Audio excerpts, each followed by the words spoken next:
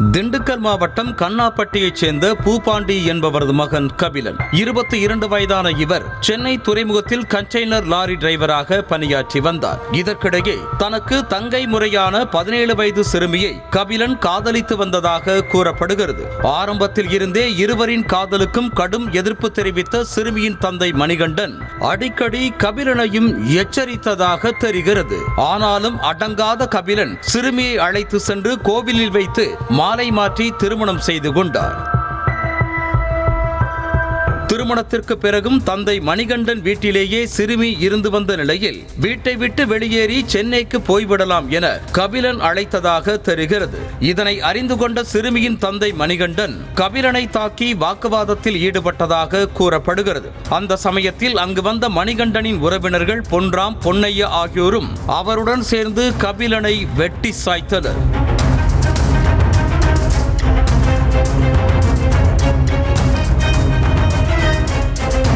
கொலை செய்த மூவரையும் விருவீடு போலீசார் கைது செய்த நிலையில் பெரியகுளம் அருகே ஜெயமங்கலத்தில் உள்ள தாய்வழி பாட்டி இல்லத்தில் சிறுமி தங்க வைக்கப்பட்டார். காதலன் உயிரிழந்த அதிர்ச்சியில் உச்ச வேதனை அடைந்த அந்த சிறுமி வீட்டில் தனியாக இருந்தபோது தூக்கிட்டு தற்கொலை செய்து கொண்டார். ஒரே ஊரைச் சேர்ந்த காதல் ஜோடி உயிரிழந்தது அப்பகுதி மக்களிடையே சோகத்தை ஏற்படுத்தி இருக்கிறது.